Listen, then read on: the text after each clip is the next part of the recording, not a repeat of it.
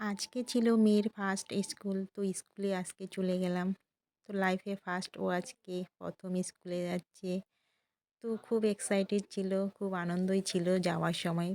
১ম এ তো ভালোই গেল। পরে এখন কি হয় ওটাই টেনশন ছিল আমার।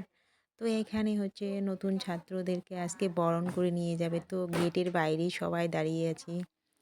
যেগুলো ফার্স্ট মানে আজকে যাবে নার্সারিতে ভর্তি সেগুলোই বাইরে। বাদবাকি সবাই ভিতরেই ছিল। তো এখন আমাদেরকে মানে আমাদের বলতে না বাচ্চাদেরকে নতুন যারা তাদেরকে বরণ করে নিয়ে যাচ্ছে। গেটে বেলুন লাগিয়েছে। তো শঙ্খ উলুধ্বনি বাজিয়ে সবাইকে বরণ করে ভিতরে নিয়ে গেল। তারপর এখানে সবাইকে বাচ্চাদেরকে লাইন করে দাঁড়িয়ে এখানে প্রেয়ার লাইন হচ্ছিল। তারপর রবীন্দ্রসঙ্গীত গানও হলো।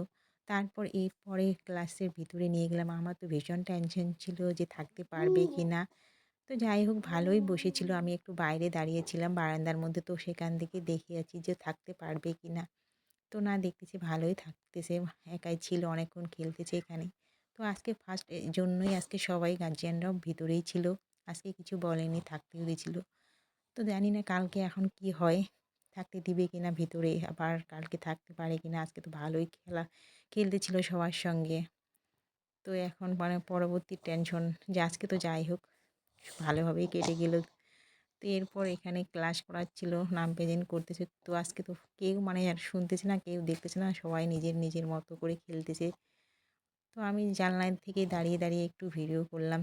আর ভয়ে ছিলাম যে থাকতে পারবে কিনা ওটাই নিয়ে একটা টেনশন।